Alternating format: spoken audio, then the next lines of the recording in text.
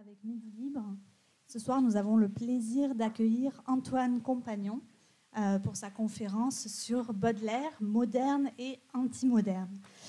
Pour vous présenter en quelques mots, Antoine Compagnon, vous êtes à l'Académie française, vous êtes professeur émérite au Collège de France à la chaire de littérature française moderne et contemporaine, et vous êtes également historien de la littérature critique. Pardon, je crois que j'étais trop près. Donc, avant d'entamer sur votre conférence, je vous précise juste qu'à la sortie de l'auditorium, vous aurez une vente dédicace des livres d'Antoine Compagnon qui seront disponibles pour vous. Voilà, je vous laisse la parole, Antoine, et bonne écoute à tout le monde. Eh bien, bonsoir et merci de votre accueil. Je suis allé voir tout à l'heure l'exposition qui a lieu au MoCo, où il y a le premier portrait de Baudelaire par Émile de Roy, Baudelaire qui a 20 ans, jeune homme. À côté, il y a une citation de Théodore de Banville qui a dit un peu après la mort de Baudelaire que voilà, c'était un Baudelaire jeune, riche et heureux. Je ne sais pas si vous êtes allé voir cette exposition, si vous avez lu cette citation. Évidemment, Baudelaire n'a jamais été, enfin, jeune, il l'a été, mais il n'a jamais été riche et heureux, puisque immédiatement, lorsqu'il avait 20 ans, il a dépensé tout l'héritage de son père, et qu'ensuite, pendant toute sa vie, il a vécu sous la tutelle d'un notaire qui lui versait très peu d'argent par mois. Baudelaire est un homme qui a vécu dans la pauvreté toute sa vie, dans la misère, et qui a été malheureux toute sa vie. Donc ne nous fions pas trop à ce que disait Théodore de Banville, très bon ami de Baudelaire, puisqu'il est l'un de ceux qui, à l'âge de 20 ans, a reconnu que Baudelaire était un grand poète. Et c'est lui qui a, avec l'ami de Baudelaire, Asselineau, publié les œuvres complètes de Baudelaire juste après sa mort, en 1867. Donc les œuvres complètes de Baudelaire, bon, elles n'étaient pas complètes, on les a beaucoup complétées depuis, mais l'œuvre de Baudelaire n'est pas tombée dans l'oubli, puisqu'il avait quelques amis, dont Banville, qui avaient reconnu le génie de ce poète. Mais ils étaient rares. Alors voilà, vous avez vu le premier portrait de Baudelaire par son ami Émile de Roy de 1844. Baudelaire est né en 1821, donc il avait 23 ans. Je pense que vous l'avez tous vu au MoCo. Sinon, vous y allez demain. La première salle où il y a ce portrait de Baudelaire est très belle. Et ça, c'est la dernière photographie de Baudelaire, prise en 1866 ou 67. Baudelaire était à ce moment-là aphasique. Il ne parlait plus depuis le chute dans l'église de Namur et le coup qu'il a rendu, enfin, un AVC, mais avec des antécédents syphilitiques. Et donc on a là un Baudelaire qui ne parlait plus et qui avait été emmené de la maison de santé où il séjournait pendant les derniers 18 mois de sa vie par son ami Nadar, le grand photographe. Ami, ennemi. On le verra tout à l'heure. Les rapports de Baudelaire et de Nadar étaient compliqués. Et Nadar avait été prendre Baudelaire à cette maison de santé pour l'emmener chez Carja, l'autre grand photographe du XIXe siècle. Donc c'est une photo très importante, provoquée par Nadar et faite par Carja. Et puis le troisième fait absolument touchant et troublant, c'était la photographie que la mère de Baudelaire avait conservée jusqu'à sa mort auprès d'elle. Et cette photo a réapparu il y a seulement quelques années. On ne la connaissait pas jusque, je dirais, il y a 4-5 ans. Elle a réapparu dans une vente à Paris. Elle s'est vendue évidemment très très très cher. Et elle est unique. C'est un tirage unique de cette pose de Baudelaire. Vous, notre Baudelaire qui ne parle plus. Tout de même, c'est une photo qui n'a pas l'air trop triste. Il y en a une autre, un autre tirage du même jour, qui est plus triste. Voilà. On reviendra sur la photographie, puisque c'est un élément capital de cette relation de Baudelaire avec les temps modernes, le monde moderne qui était le sien. Mais j'aimerais bien commencer avec cette photographie, je veux dire, qui me touche beaucoup. Je reviendrai aux photographies. On a 15 photographies de Baudelaire. Elles sont toutes très belles. Alors en voici une seconde, celle-ci, qui m'importe aussi. C'est une photographie, celle-ci, qui a été prise un peu avant, à Bruxelles, par un autre photographe qui s'appelle Charles Ney. Et c'est une photographie, là aussi, qui est importante. Vous voyez qu'elle figure dans le volume des œuvres posthumes de Baudelaire en 1887. Et Proust parle de cette photographie dans... j'oublie dans quel texte, mais... Contre Sainte-Beuve. Bon, vous voyez, heureusement, j'ai une mémoire qui défaille, mais des amis qui sont plus jeunes, qui ont une meilleure mémoire. Donc Proust parle de cette photographie et il dit que dans cette photographie, il voit le poète éternel, avec cette thèse qui a été soutenue par des romantiques, qui a été soutenue par Borges, que c'est toujours le même poète depuis Homère qui se réincarne génération après génération. Et Baudelaire a été, pour nous, l'une des incarnations du poète éternel. Alors voilà, cette photo est sans doute moins belle que la précédente que je vous ai montrée, mais vous voyez que je commence par ces images de la consécration de Baudelaire au fond de sa gloire, puisque pour nous, Baudelaire est, comment dire, le plus grand poète français. C'est celui que les élèves présentent au bac, hein, les Fleurs du Mal. Tout le monde l'a lu au lycée. Pendant longtemps, il y a eu une rivalité entre Hugo et Baudelaire. Et puis, c'est Baudelaire qui a triomphé au XXe siècle de Hugo. Pendant très longtemps, l'avantage de Hugo, c'est qu'il avait une œuvre considérable, alors que Baudelaire a une œuvre toute petite, puisqu'il a vécu dans la misère et qu'il n'avait pas beaucoup le temps d'écrire, puis que c'était un grand procrastinateur. Pendant longtemps, l'avantage était à Hugo. Et puis, il s'est trouvé que Hugo, c'est copieux.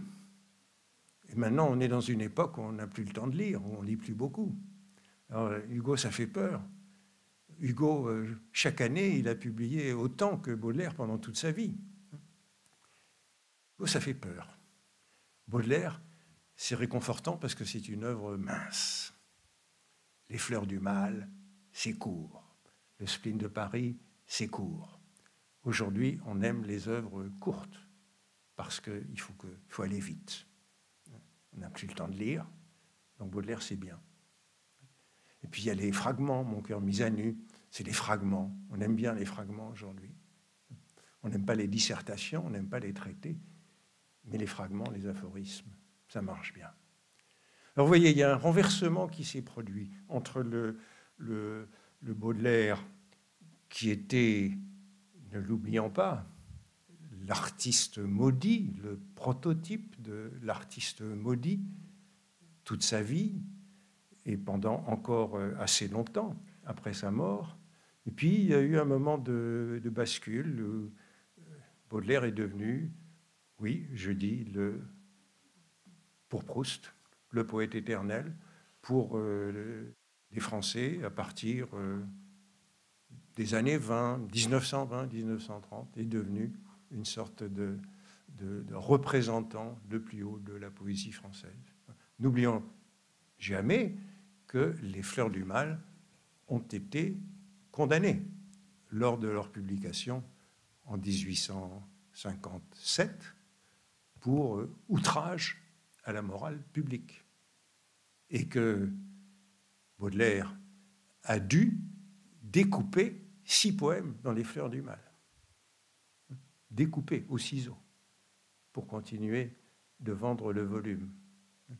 Quoi de plus humiliant, de plus honteux pour un poète qui concevait que son recueil avait une architecture. Ce n'était pas simplement une juxtaposition de poèmes, c'était une œuvre qui avait un plan. Être condamné à enlever des poèmes, eh bien, c'était tout détruire. Et les Fleurs du Mal, la condamnation des Fleurs du Mal n'a été amnistiée qu'en 1949. Jusqu'en 1949, on n'avait pas le droit de publier les 6 poèmes condamnés en 1857. Si un éditeur les publiait, il n'était plus poursuivi. Mais la condamnation pesait toujours. Alors n'oublions pas ce début très difficile de ce poète et souvenons-nous du premier des poèmes des Fleurs du Mal, Bénédiction, lorsque par un décret des puissances suprêmes, le poète apparaît en ce monde ennuyé, sa mère épouvantée et pleine de blasphème, crispe ses poings vers Dieu, qui la prend en pitié. Premier poème sur la malédiction et qui est intitulé Bénédiction, bien sûr, mais qui désigne bien cette souffrance du poète et ce long chemin que l'œuvre devra parcourir pour être reconnue comme elle l'est aujourd'hui. Signe de cette reconnaissance qui est celle de Baudelaire, ce que je vous dis un peu aujourd'hui, c'est ce que je viens d'écrire pour une préface de la 5e édition de l'œuvre de Baudelaire dans la bibliothèque de la Pléiade. Baudelaire est le seul auteur qui en soit à sa 5e édition dans la bibliothèque de la Pléiade. Si on veut établir des records, le suivant, c'est Molière, qui en a 3. Mais tous les autres n'en sont qu'à la 2e.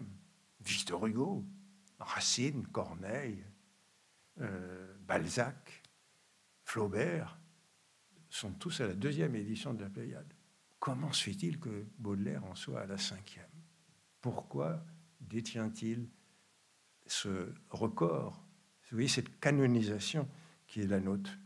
N'oublions pas que lorsque Baudelaire a eu l'idée idiote de se présenter à l'Académie française, en 1862, Sainte-Beuve a écrit un article où, avec beaucoup de dédain et de hauteur, il décrivait ainsi l'œuvre de Baudelaire, ce singulier kiosque fait en marqueterie d'une originalité concertée et composite qui, depuis quelque temps, attire les regards à la pointe extrême d'une Kamchatka romantique. J'appelle cela la folie Baudelaire. Ce Kamchatka, cette folie Baudelaire, au sens des folies du XVIIIe siècle, ces pavillons éloignés dans un parc marqué par l'exotisme. C'est une œuvre donc qui est tout à fait étrange, mal acceptée. La folie Baudelaire, bon, c'est pas très sympathique d'un poète que Baudelaire respectait et qu'il considérait un peu comme un oncle, une sorte de mentor. Et puis, au moment où Baudelaire, non pas meurt, puisque je vous disais qu'il y a 18 mois d'aphasie entre ce choc et sa mort, juste avant cet événement, Baudelaire commençait à avoir quelques disciples, quelques suiveurs. Et là, il le prenait très mal. Baudelaire était un homme sans doute impossible, hein, à la fois voulant publier, mais en même temps ne voulant pas avoir trop de public, voulant rester un auteur rare. Et voilà ce qu'il écrit à sa mère, alors qu'enfin il a un peu de reconnaissance.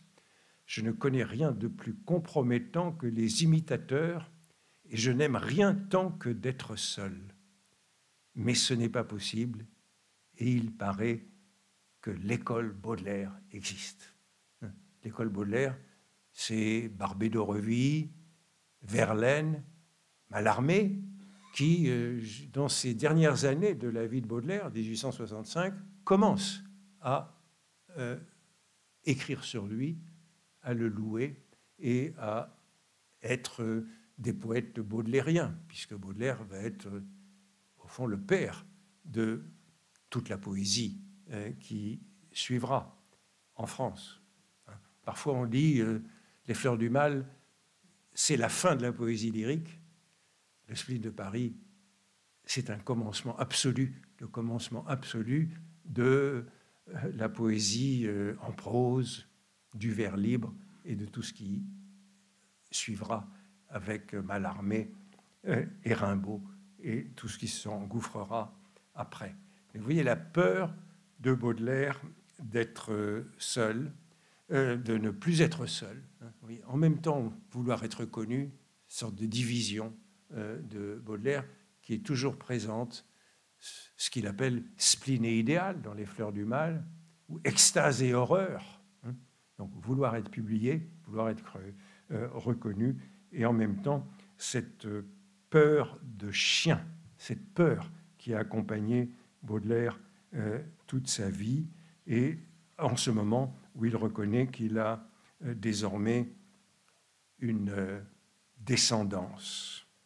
Alors comment ça s'est passé, cette reconnaissance de Baudelaire au fur et à mesure des années?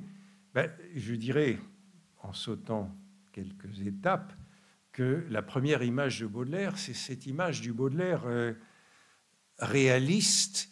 Et il y a un poème des Fleurs du Mal qui est très lié à cette image du Baudelaire réaliste, c'est Une charogne, le poème qui décrit ce cadavre d'animal dans les rues de Paris. Et là, vous avez, j'ai déjà parlé de Nadar, qui est une sorte d'ami-ennemi de Baudelaire.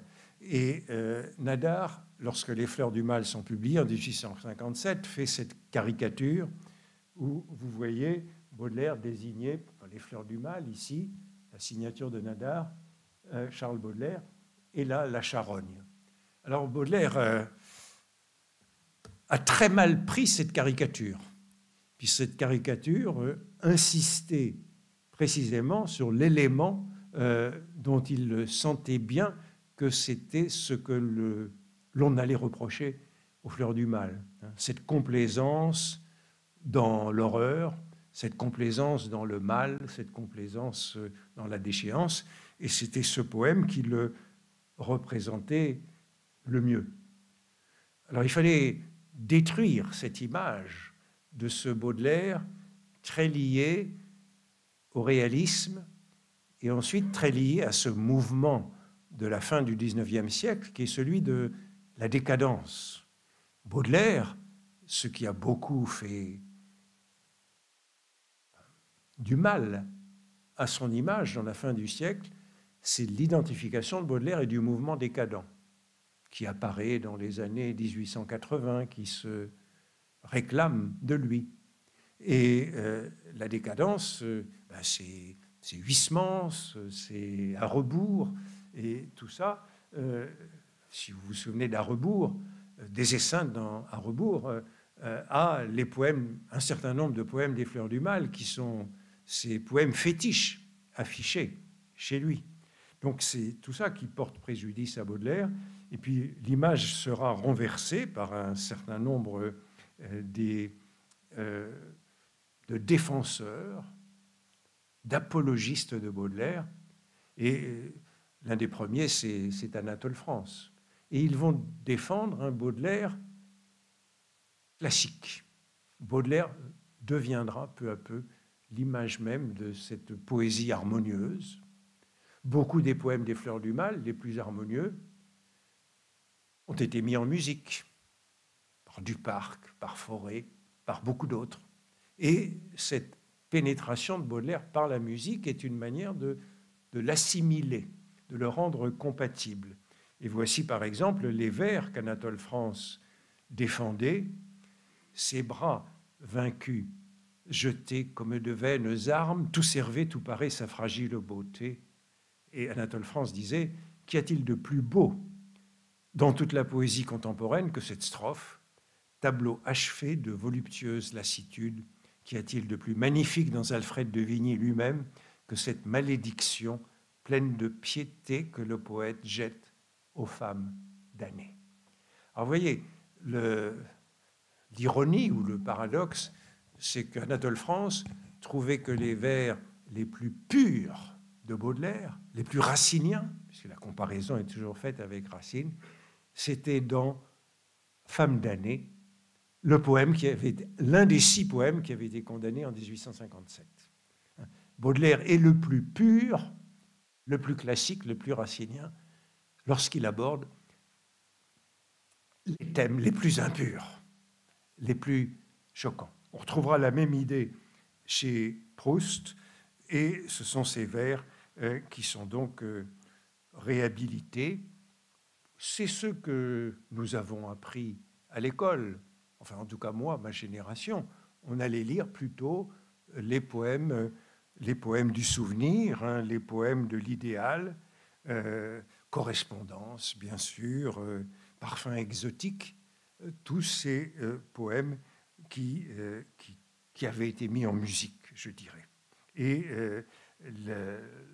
c'est comme ça qu'au fond, on a pu se mettre à lire Baudelaire un peu plus général, de manière un peu plus générale. Mais je dirais que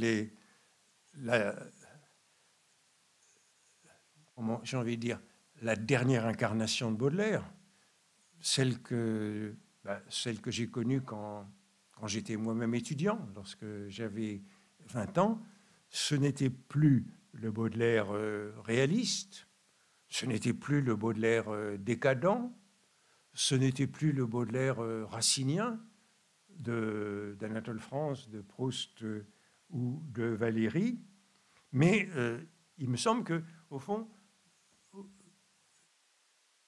ma génération, les poèmes les plus... Je crois que chaque génération a ses poèmes dans les Fleurs du Mal. Pour ma génération, les poèmes dans les Fleurs du Mal auxquels nous nous sommes attachés, c'est la nouvelle section qui s'appelle les tableaux parisiens.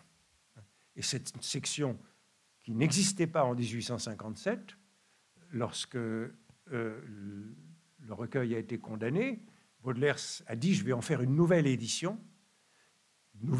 en 1861, avec 35 poèmes nouveaux. » Donc il y en a 6 qui avaient été retirés en 57, nouvelle édition, 35 poèmes nouveaux. Donc c'est une profonde modification que celle-là. Et ces 35 poèmes nouveaux, notamment, figurent dans cette section qui s'appelle « Tableaux parisiens ».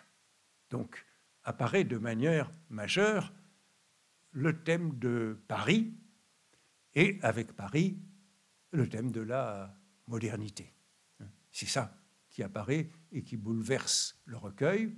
Et puis, bien sûr, le dernier grand poème des Fleurs du Mal, Le Voyage.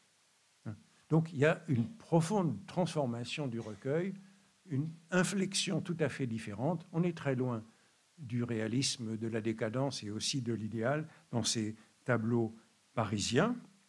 Et ce qui est sans doute aussi le plus étonnant, c'est que la plupart de ces de ces poèmes ont été écrits dans une période très très courte, qui est 1859. Année prodigieuse d'une nouvelle et intense productivité du poète. Alors, c'est non seulement l'année des plus importants des tableaux parisiens, mais c'est aussi l'année où il écrit le Salon de 1859, n'est-ce pas? Je ne me trompe pas, en 59.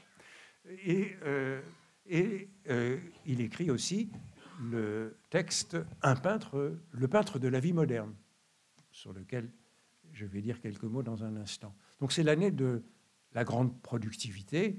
Évidemment, ce qui est le plus célèbre de cette productivité, c'est les 3 poèmes dédicacés à Victor Hugo: Le Cygne, Les 7 vieillards et Les petites vieilles, qui est un peu pour moi le sommet de la poésie de Baudelaire. Alors bien sûr, c'est dédicacé à Hugo, mais vous avez compris que les rapports entre Baudelaire et Hugo sont assez compliqués. Baudelaire, c'est comme Nadar, il admire Hugo, mais il déteste Hugo. Donc il lui envoie à Hugo ces 3 poèmes. Hugo lui répond une lettre assez banale, assez formelle. Il n'a rien compris à ce que Baudelaire avait voulu faire. Et Baudelaire écrit à Poulet-Malassis, son éditeur, et il lui écrit une lettre pour dire que Victor Hugo lui a écrit une lettre idiote sur ses poèmes. Et puis après, dans la lettre, il y a quelques mots qui sont biffés, raturés très violemment par Baudelaire. Et il dit « j'ai effacé quelques mots ». Il y a quelques années, on a réussi, moi avec quelqu'un d'autre, à déchiffrer les mots qu'il avait écrits. Et Baudelaire avait écrit « il m'emmerde ». Vous voyez, ça nous donne une idée des rapports. Il lui dédicace les plus beaux poèmes des Fleurs du Mal, mais en même temps, Victor Hugo l'emmerde par son idéologie politique, par son humanisme, son socialisme, sa charité. Tout ça, ça l'irrite beaucoup. Alors, ces poèmes de 59, voici ce que Baudelaire en dit en écrivant à un ami: « Nouvelle Fleur du Mal a tout cassé comme une explosion de gaz chez un vitrier. » J'y reviendrai sur cette image du gaz. Mais vous voyez l'idée que Baudelaire a, en 1859, qu'il a écrit des poèmes qui cassent tout. Alors ça nous fait penser que plus tard, Rimbaud dira de Baudelaire que Baudelaire, c'était bien, mais que la forme était trop traditionnelle.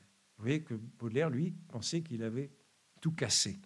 Et il écrit à un autre: « C'est le premier numéro d'une nouvelle série que je veux tenter et je crains bien d'avoir simplement réussi à dépasser les limites assignées à la poésie. » Mais cette conscience du Baudelaire de 59, qu'on est au bord d'une sortie de la poésie lyrique. Et il me semble que très emblématique de ce mouvement, ce sont les 2 derniers vers des 7 vieillards. Hein. Et mon âme dansait, dansait, vieille gabarre sans mât, sur une mer monceuse et sans bord. Bon, ce sont 2 vers où, en effet, ni les césures, ni les fins de vers ne sont plus respectés par la diction. C'est, au fond, ce qu'il y a de plus audacieux dans les Fleurs du Mal que l'on peut trouver à ce moment dans la poésie de Baudelaire.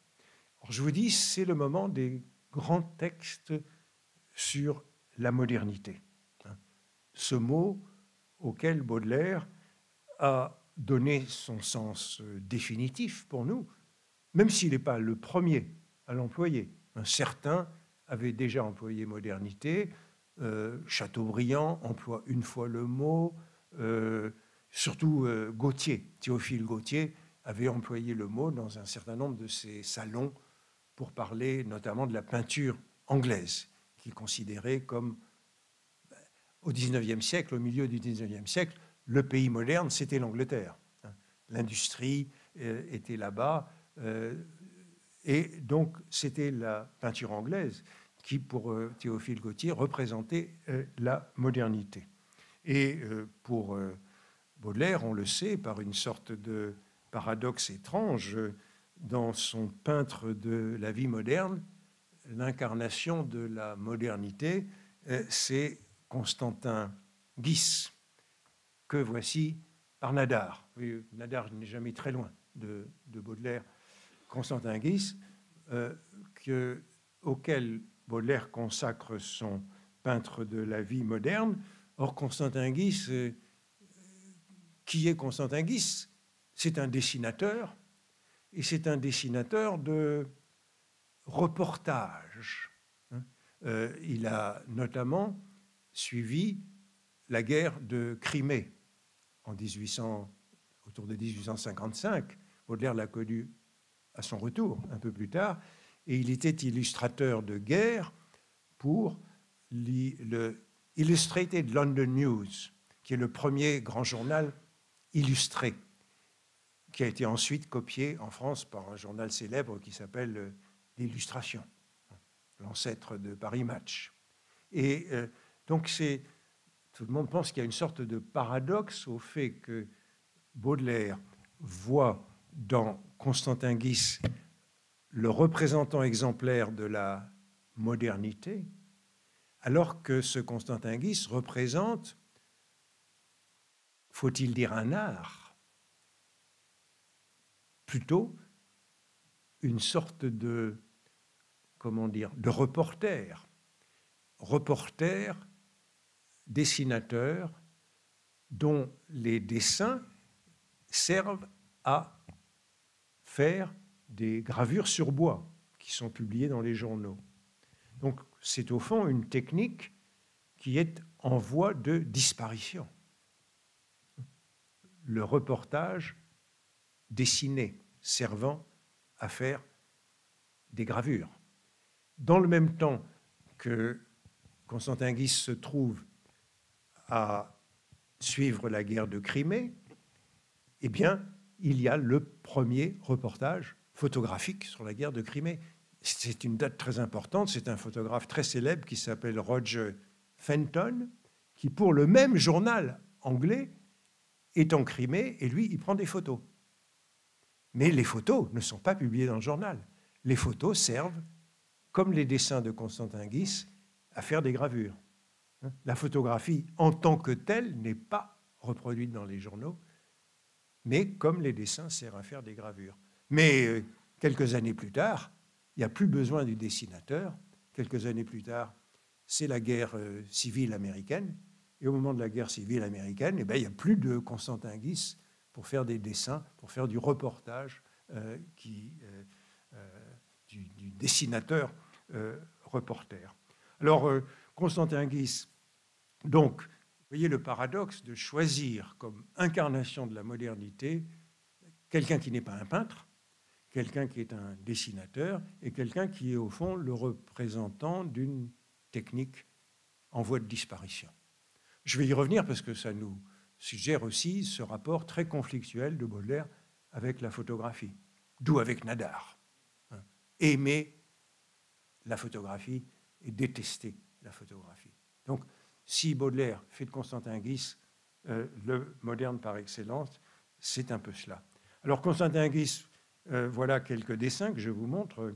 La femme turque au parasol, donc ça date de son reportage en Crimée, mais en même temps, il va à Constantinople, aujourd'hui Istanbul, et il y a un certain nombre de dessins. Alors, ce dessin-là, j'ai choisi de vous montrer celui-là, la femme turque au parasol, parce que c'était un dessin que Baudelaire a acheté à Constantin Guis et qu'il a donné à sa mère.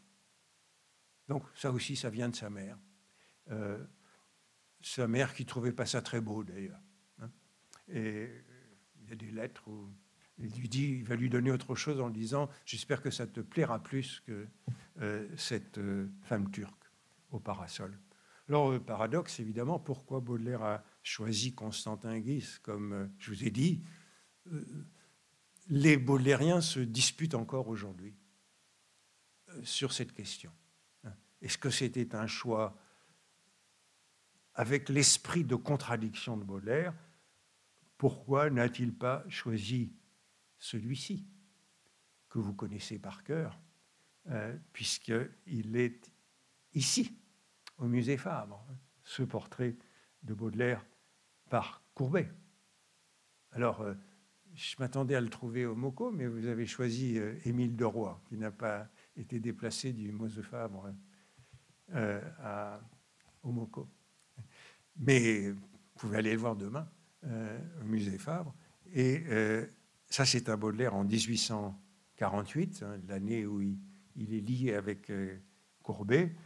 Et bien sûr, on le retrouve dans l'atelier du peintre de Courbet, où il se trouve là. Donc c'est fait en 1855, l'atelier du peintre.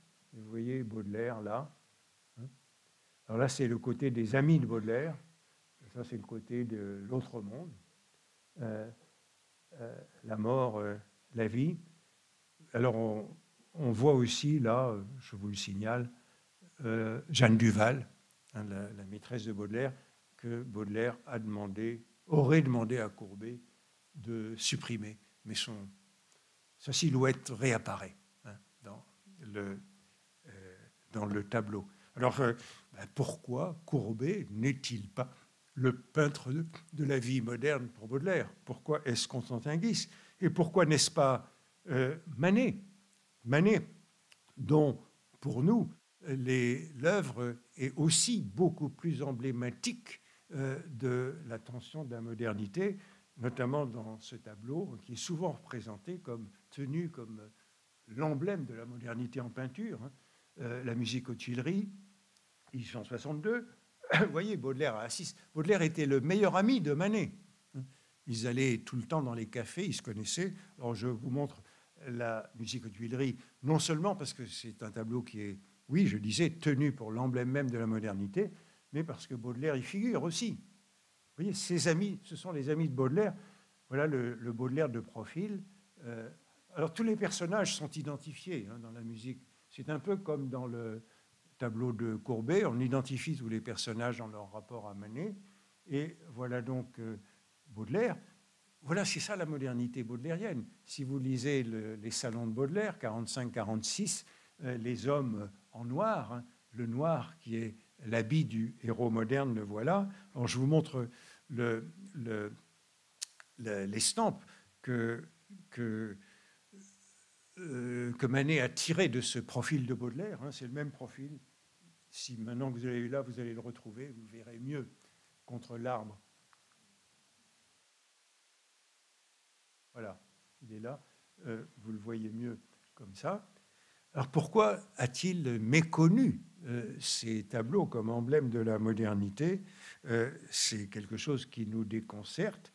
Mais en vérité, je voudrais vous montrer un Constantin Guis qui nous montre bien quel est le lien des deux peintres. Voilà un Constantin Guis assez célèbre, c'est l'un des plus beaux Constantin Guis, promenade aux Champs-Élysées, voiture et promeneur, dans lequel il me semble que l'on peut voir ce qui rapproche Manet de Constantin Guis, ce que Manet a pu, parce que tous ces gens se connaissaient, c'était un petit milieu, regardez, voilà ce que Manet, c'est au fond un Manet qui est assez proche de Constantin Guis. Voilà ce Constantin Guis des promenades aux Champs-Élysées, et voilà aussi des tableaux de Manet qui me semblent finalement très proches de Constantin Guis, ce bal masqué à l'opéra, auprès duquel je voudrais passer un autre bal masqué à l'opéra. C'est ça la modernité parisienne dans ces années-là, auprès duquel je voudrais placer voilà, un Constantin Guis, un dessin de Constantin Guis qui est à Paris, au Louvre, en dépôt d'Orsay. et qui est un tableau donc très très intéressant. Donc cette modernité de Baudelaire, vous le voyez, elle est très conflictuelle. Baudelaire aime et déteste le monde moderne. Baudelaire est le poète du monde moderne, et en même temps, ce monde moderne, il le déteste. Alors on dit parfois qu'il y a eu une conversion, que cette conversion de Baudelaire correspond plus ou moins à la Révolution de 1848, que jusqu'à 1848, Baudelaire était un homme de progrès, en 1848 proche du socialisme. Et puis, après 1851 et le coup d'État de Louis-Napoléon Bonaparte, Baudelaire serait devenu un réactionnaire. Et que, alors, à mon avis, c'est un petit peu exagéré, cette thèse de la conversion de Baudelaire, parce qu'on trouve, dès les premiers textes de Baudelaire, on trouve notamment cette affirmation du péché originel. Pour Baudelaire, l'homme a toujours été mauvais. L'homme est mauvais, pour Baudelaire. Il est mauvais avant 48. Et il ne faut pas attendre 51. Baudelaire dira plus tard, le coup d'État m'a dépolitiqué. Le coup d'État de 1851. Mais Baudelaire croyait déjà au péché originel avant cela. Alors, Baudelaire, j'aime bien le qualifier donc de moderne et anti-moderne. Il y a un certain nombre d'années, j'avais publié un livre qui s'appelait « Les anti-modernes », et Baudelaire était pour moi le prototype de ces modernes qui sont toujours sensibles à ce que le progrès implique de regret. Cette attitude qui est donc à la fois d'être en plein de son temps. Nul n'a été un homme plus de son temps que Baudelaire, un homme du présent. Le présent est dans sa poésie. Et en même temps, nul n'a été plus que Baudelaire capable de réagir contre son temps. Et réagir contre son temps, je dirais qu'il y a, et je me limiterai à cela, trois grandes innovations, oui, il faut que je me limite à cela d'ailleurs, j'irai très vite, trois grandes innovations qui sont contemporaines de Baudelaire, qu'il a adoré et qu'il a détesté. J'y passe très vite. La première, c'est la presse. Le journal n'existait pas quand Baudelaire est né. Le journal, avec la publicité, avec les feuilletons, avec le grand tirage, naît en 1836. Baudelaire a 15 ans. Les premiers grands journaux apparaissent. Et voici ce qu'en dit Baudelaire. Il est impossible de parcourir une gazette quelconque de n'importe quel jour ou quel mois ou quelle année sans y trouver à chaque ligne les signes de la perversité humaine la plus épouvantable, en même temps que les vanteries les plus surprenantes de probité, de bonté, de charité, et les affirmations les plus effrontées relatives au progrès et à la civilisation. Tout journal, de la première ligne à la dernière ligne, n'est qu'un tissu d'horreur, guerre, crime, vol, impudicité, torture, crime des princes, crime des nations, crime des particuliers, une ivresse d'atrocité universelle. Et c'est de ce dégoûtant apéritif que l'homme civilisé accompagne son repas de chaque matin. Tout en ce monde sut le crime, le journal, la muraille et le visage de l'homme. Je ne comprends pas qu'une main puisse toucher un journal sans une convulsion de dégoût. On pourrait dire la même chose aujourd'hui de la télévision ou d'Internet, et en même temps, nous en sommes totalement dépendants. C'est une drogue, c'est une drogue. Et c'est toujours une drogue qui est à la fois le remède et le poison. Et Baudelaire déteste le journal. Pour lui, c'est l'incarnation du mal, et c'est le mal qui apparaît, c'est le péché originel, c'est la représentation du péché originel. Et en même temps, Baudelaire ne demande qu'à être publié dans les journaux. Il persécute les directeurs de journaux pour qu'ils publient ses poèmes. Et voilà Le Figaro, où est publié en feuilleton Le peintre de la vie moderne. Donc, vous voyez cette terrible ambivalence. Mais je voudrais aller très vite, donc je m'intéresse à la deuxième innovation totalement absente à la naissance de Baudelaire et apparue lorsqu'il était adolescent, la photographie, dont j'ai déjà un peu parlé. Le daguerréotype apparaît dans les années 30, 1839. La photographie se répand immédiatement. La photographie s'est répandue dans Paris, dans la France, en Europe, avec la même rapidité qu'Internet pour nous. C'est un engouement capital. Eh bien, Baudelaire déteste la photographie et en même temps, il l'adore. La photographie, c'est dans le salon de 59. Une industrie nouvelle se produisit qui ne contribua pas peu à confirmer la sottise dans sa foi et à ruiner ce qui pouvait rester de divin dans l'esprit français. À partir de ce moment, la société immonde se rua comme un seul narcisse pour contempler sa triviale image sur le métal du daguerréotype. Une folie, un fanatisme extraordinaire s'empara de tous ces nouveaux adorateurs du soleil.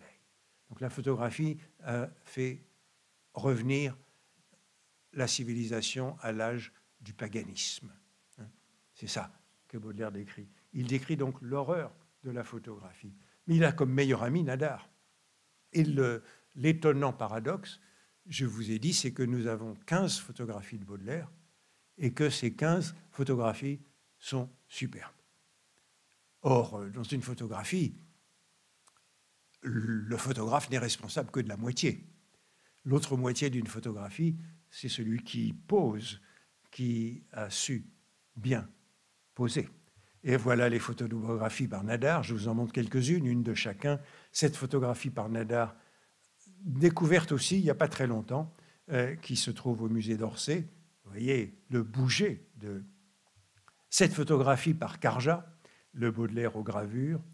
Cette photographie de Charles Ney à Bruxelles, le Baudelaire au cigare.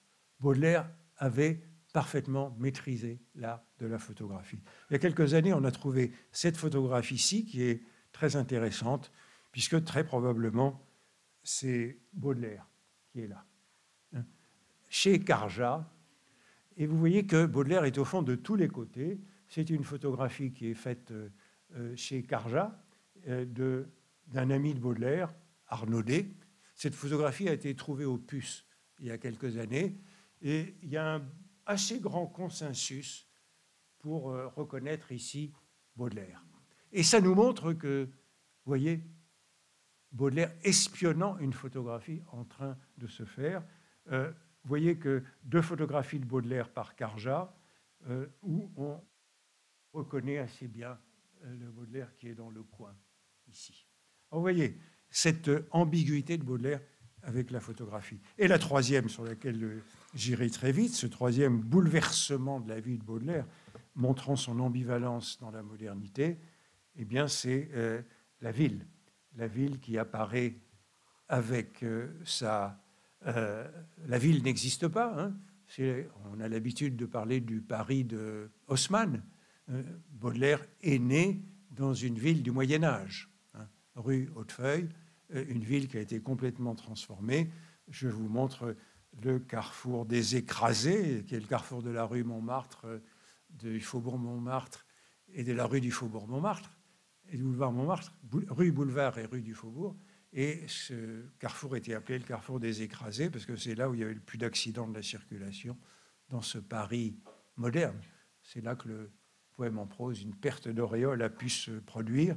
Voilà ce Paris, le Paris du boulevard, avec toutes ces inventions que Baudelaire a vues apparaître.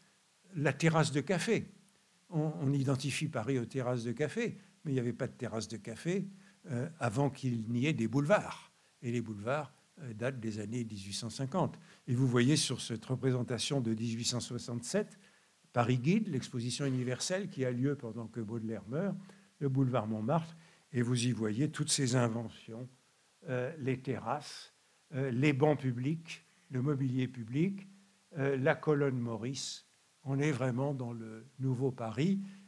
Et dans ce nouveau Paris, pour ceux qui connaissent le spleen de Paris, beaucoup des poèmes en prose se situent dans ce cadre du nouveau Paris. Et voilà, par exemple, la représentation de cette maison dorée, l'un des cafés célèbres du boulevard des Italiens, qui aujourd'hui est une banque. C'est comme ça que les choses évoluent. C'est le premier exemple de ce qu'on appelle le façadisme en France. Lorsque la BNP, dans les années 70, a voulu détruire le bâtiment, elle n'y a pas été autorisée et elle a donc été condamnée à conserver la façade et à construire sa banque derrière. Donc Maison Dorée, le plus bel emblème de Paris. Eh bien, Baudelaire a la même, je dirais qu'à la même ambivalence par rapport à la presse, la photographie et la ville. C'est la modernité qu'il adore, dont il dépend et qu'il déteste. Et voilà un exemple de cette description du Paris moderne dans le spleen de Paris. Mais il faut vraiment que j'arrête, et je ne peux pas arrêter sans citer Delacroix, puisque Delacroix, qui est aussi à la petite exposition là, que je viens de voir, Delacroix, dans tout cela, reste le héros de Baudelaire. C'est le peintre qui représente pour lui le moderne, la modernité. Et voici ce qu'il dit dans le Salon de 46. Pour un pareil homme doué d'un tel courage et d'une telle passion, les luttes les plus intéressantes sont celles qu'il a à soutenir contre lui-même. Les révolutions et les événements les plus curieux se passent sous le ciel du crâne, dans le laboratoire étroit et mystérieux du cerveau. Terminons avec quelques Manet. Manet, très beau tableau qui représente l'enterrement de Baudelaire au cimetière du Montparnasse. Alors voilà, pourquoi Manet n'est-il pas le peintre de la vie moderne? J'ai essayé de vous le dire. C'est Constantin Guis avec ce rapport très conflictuel à Manet. Et lorsque Manet est totalement déprimé par le scandale d'Olympia, Baudelaire lui écrit « On se moque de vous, les plaisanteries vous agacent, on ne sait pas vous rendre justice, etc. etc. Croyez-vous que vous soyez le premier homme placé dans ce cas? Avez-vous plus de génie que Chateaubriand et que Wagner? On s'est bien moqué d'eux cependant, ils n'en sont pas morts. Et pour ne pas vous inspirer trop d'orgueil, je vous dirais que ces hommes sont des modèles, chacun dans son genre et dans un monde très riche, et que vous n'êtes que le premier dans la décrépitude de votre art. » Bon, c'est quelque chose qui n'est pas très gentil à dire à un ami qui traverse une période de profonde dépression. Et que voulait dire Baudelaire en écrivant à Manet « Vous n'êtes que le premier dans la décrépitude de votre art ». On s'interroge toujours sur le sens que Baudelaire vous donnait à cette phrase, mais je crois qu'on peut y voir justement cette tension entre la modernité, la passion de la modernité, et puis le refus de la modernité, parce que Baudelaire sait très bien que la modernité, c'est Manet. Il le sait très bien, mais il y résiste. Puis aussi, il y a peut-être quelque chose qui trouve que Manet n'est pas assez courageux. Vous voyez ce qu'il dit au début. Manet n'affirme pas assez ce qu'il fait. Il voudrait que Manet soit plus batailleur. Voilà, j'arrête là, mais vous voyez qu'on a cette image d'un, sur quoi je voudrais insister, homme moderne par excellence. Et être moderne par excellence, cela veut dire aussi résister à la modernité, savoir que tout progrès implique un regret. Et je crois que c'est l'attitude de Baudelaire, notamment face à la presse, à la photographie et à la ville, et puis à la peinture, notamment la peinture de Manet. Merci.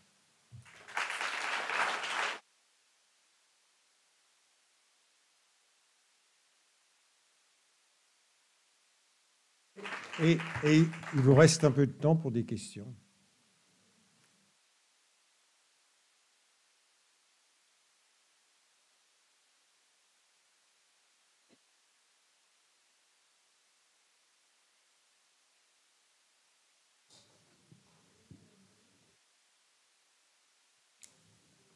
Question?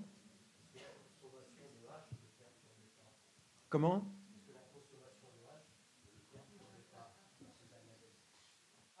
Est-ce que la consommation de hashish ne le perturbe pas dans ses analyses? Elle peut aussi donner une plus grande lucidité. C'est, j'ai dit, la drogue, poison et remède. Poison et remède. Oui. Drogue et vin. Hein, du vin et du hashish. Texte de Baudelaire.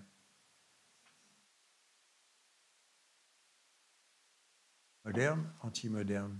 Pas d'autres questions?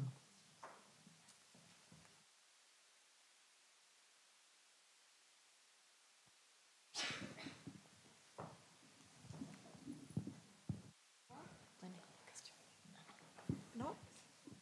En fait, oui, c'est une question simple, mais quand il était aphasique, pouvait-il écrire? Quand Baudelaire est devenu aphasique, écrivait-il?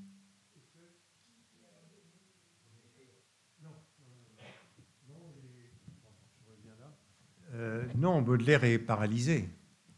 Sur la photo que je vous ai montrée là tout à l'heure, la première, hein, Baudelaire ne parle plus et il est paralysé.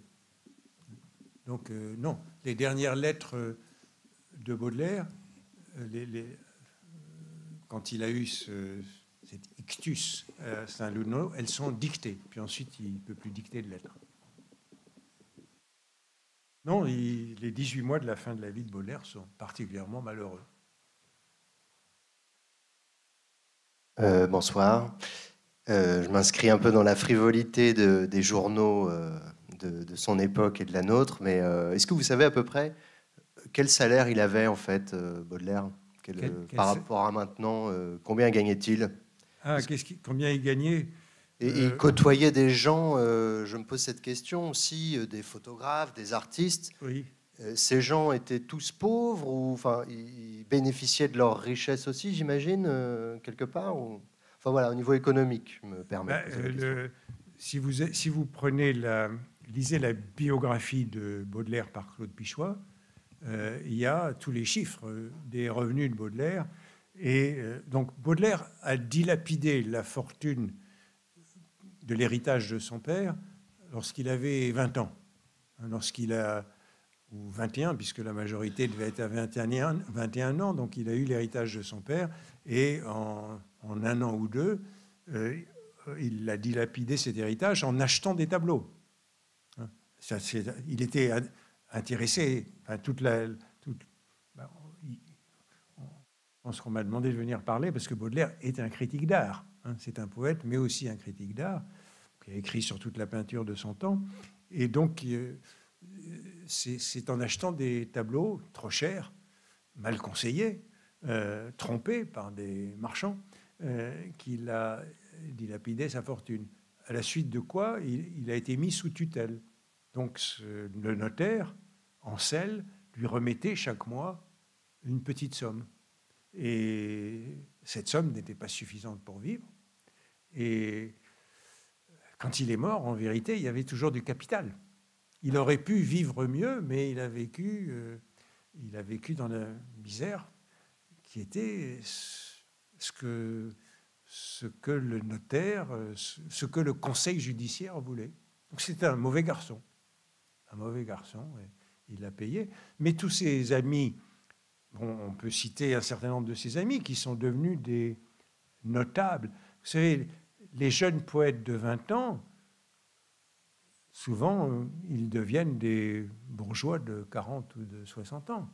Et les amis de Baudelaire, par exemple, Arsène Housset, à qui le spleen de Paris est dédié, a été le directeur de grands journaux, a été le directeur de la Comédie Française. Donc, vous voyez, on est poète à 20 ans, mais on peut être directeur de la Comédie Française à 40 ans. C'est ce qui arrive à beaucoup de gens. Et Baudelaire, lui, est resté marginal jusqu'au bout.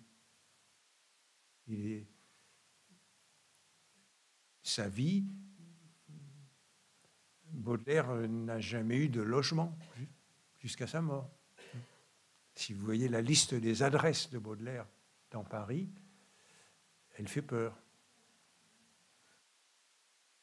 Excusez-moi, je me permets de rebondir, mais du coup, avec ses contacts, par exemple, j'allais dire à la mairie de Paris, mais c'est pas ça, à la Comédie Française, tout ça, le fait qu'il n'ait pas un poste, c'est quelque chose qui est volontaire, ou est-ce que vous pouvez nous dire un petit mot là-dessus, s'il vous plaît? Baudelaire était insupportable. Les directeurs de journaux étaient persécutés par Baudelaire. Et, par exemple, le texte dont j'ai parlé, un peintre de la vie moderne. Le peintre de la vie moderne. Je vous ai dit qu'il avait été écrit en 1859, que c'est l'année de la grande créativité, dernière grande créativité de Baudelaire, 1859. Mais il n'est publié qu'en 1863, 4 ans après. Et entre 59 et 63, ce texte est passé par, mais j'ai calculé, je l'ai écrit, quelque chose comme entre 15 et 20 journaux différents qui l'ont refusé. Oui. Or, pour nous, ce texte, Un peintre de la vie moderne, est un texte capital du XIXe siècle. N'oublions pas que ce texte capital a été refusé par une vingtaine de revues et de journaux pendant 4 ans, avant finalement que le Figaro le publie. Je vous ai montré la première page. Le Figaro n'était pas le Figaro d'aujourd'hui, hein, c'était pas le même genre. C'était un petit journal, le Figaro. Mais le Figaro l'a publié en feuilleton, et Figaro, c'est le journal qui, en 1857, avait déclenché le procès de la condamnation des Fleurs du Mal. C'est dans le Figaro qu'il y avait eu un article qui disait que ce recueil était immoral et qui avait éveillé l'attention du ministère. Donc tout ça, ça nous paraît très étrange. Lorsque Le peintre de la vie moderne est publié dans le Figaro, il y a un petit chapeau du journaliste qui a provoqué la condamnation de Baudelaire pour dire nous publions le feuilleton. Et Baudelaire a accepté ça. C'est un peu fou. C'est un peu fou, mais tout le monde est contradictoire. Baudelaire voulait que ce texte soit publié, il a été publié dans le Figaro, et il existe. Il existe, il a été remarqué. Il a été remarqué, mais seulement une fois publié. Mais alors, oui, Baudelaire était un homme qui persécutait les éditeurs et les directeurs de journaux avec sa copie. Puis il ne le publiait jamais. Voilà, c'est ça aussi. Un grand artiste, un grand écrivain, il doit créer son public.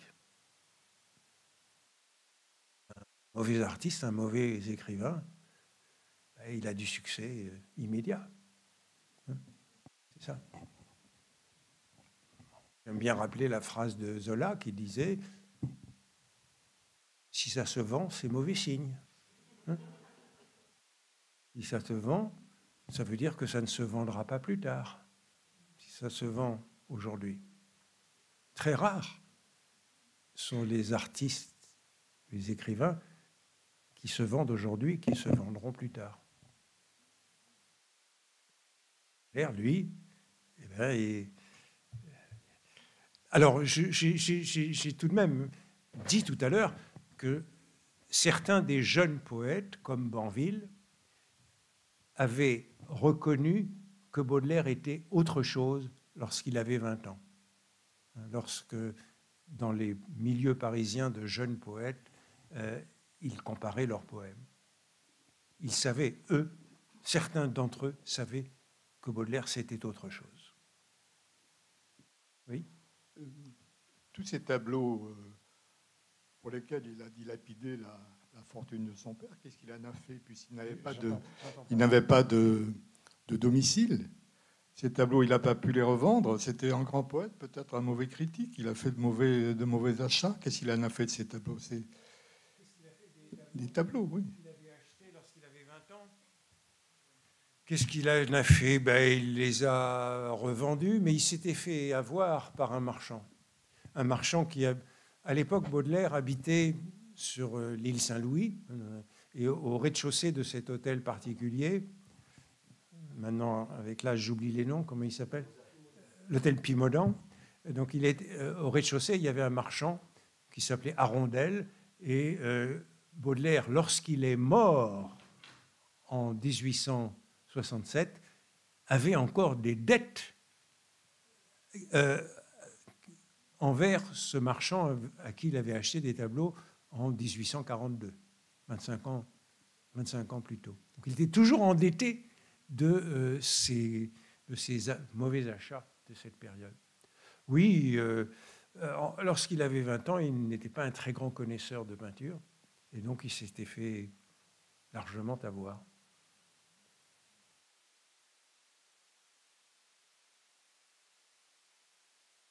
Par la suite, lorsqu'on lit le Salon de 1845, le Salon de 1846 et le Salon de 1859, puisque Baudelaire a publié 3 grands salons. Le salon était un genre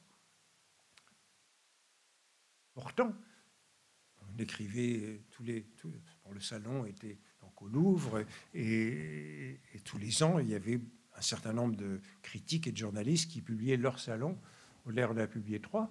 Quand on lit les 3 salons de Baudelaire, Baudelaire ne se trompait pas dans son jugement. Par exemple, j'ai cité Delacroix, qui est le héros de Baudelaire d'un bout à l'autre, mais étant le grand admirateur de Delacroix, Baudelaire reconnaît la grandeur d'Ingres. Or, au XIXe siècle, il fallait choisir Ingres ou Delacroix, le dessin ou la peinture, le dessin ou la couleur. Il fallait choisir. Baudelaire dit il y a 3. Il y a 3 grands dessinateurs qui dessinent tous les 3 de manière différente. C'est dans le salon de 46, Ingres, Delacroix et Daumier.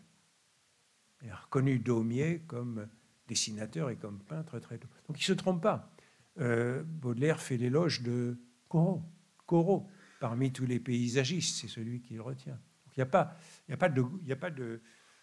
il y a ce choix paradoxal de Constantin Guis, mais dans l'œil de Baudelaire est un œil tout à fait juste dans cette période. Son adoration pour Goya, à l'exposition là, du Moko, là, vous avez les caprices de Goya, vous avez un Delacroix, précisément, et puis vous avez les salons de Diderot, pour bien montrer ce genre du salon dans lequel Baudelaire s'est exercé. Oui, il ne s'est pas trompé dans ses goûts en peinture. Bonsoir, merci beaucoup de votre présentation. Et je suis là dehors. Et une question, s'il vous plaît, c'est par rapport à ces critiques d'art. Les a-t-il publiés justement dans les journaux ou pas Alors, c'est une bonne question. J'ai dit le salon de 1845 et le salon de 1846 sont publiés en plaquettes. Donc, c'est des petits volumes. Ça n'a pas été publié dans des journaux. En général, les salons étaient publiés en feuilleton. Par exemple, le grand auteur des salons, c'est Théophile Gautier. Théophile Gautier publiait tous les ans son salon en feuilleton dans la presse. Donc, chaque semaine, il y avait, puis ça durait tout le printemps. Puis ensuite, ça pouvait être recueilli en volume. Mais Baudelaire n'avait pas accès à la presse, donc les salons de 45 et les salons de 46 sont sont en plaquette, et le salon de 59 est publié, lui, en feuilleton. Mais c'est le seul qui soit publié en feuilleton. Et alors, Baudelaire publie, par exemple, ce qui est un peu comme un salon, le compte-rendu de la peinture à l'exposition universelle de 1855.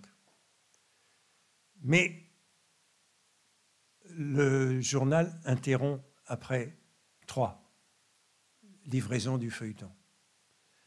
Parce que il n'accepte pas le feuilleton suivant qui porte sur Ingres, justement. Et comme Baudelaire n'est pas gentil pour Ingres, ça s'arrête. Et pour moi, c'est un grand malheur parce que Baudelaire annonçait un feuilleton sur la peinture anglaise. Et du coup, il aurait voulu parler de la peinture anglaise. Et je vous ai dit tout à l'heure que la peinture anglaise, pour Gautier, c'était ça, la peinture moderne. Donc, on ne saura jamais ce que Baudelaire aurait eu à nous dire de la peinture anglaise, parce que, ben voilà, les journaux n'étaient pas très, comment dire, pressés de le publier. Beaucoup des publications de Baudelaire dans les journaux se sont interrompues avant terme. Par exemple, le spleen de Paris. J'ai parlé tout à l'heure de son ami Arsène Housset, qui était devenu un homme important, directeur de la Comédie Française, enfin ça s'appelait administrateur à l'époque, puis ensuite qu'il était directeur du quotidien le plus vendu, La Presse. Il y avait 2 quotidiens, Le Siècle et La Presse. Son ami Arsène Housset était le directeur de La Presse. Donc, finalement, il accepte de publier les poèmes en prose. Eh bien, il y a 3 feuilletons. Le 4e n'a jamais été publié. Nous en connaissons les épreuves. Nous avons les épreuves de la 4e livraison qui n'a pas été publiée. Vous voyez, Baudelaire, ça s'est souvent mal passé avec les journaux. Finalement, ils acceptaient un feuilleton, puis ça n'allait pas jusqu'au bout. C'est ce qui est arrivé avec l'exposition 55, c'est ce qui est arrivé avec le spleen de Paris.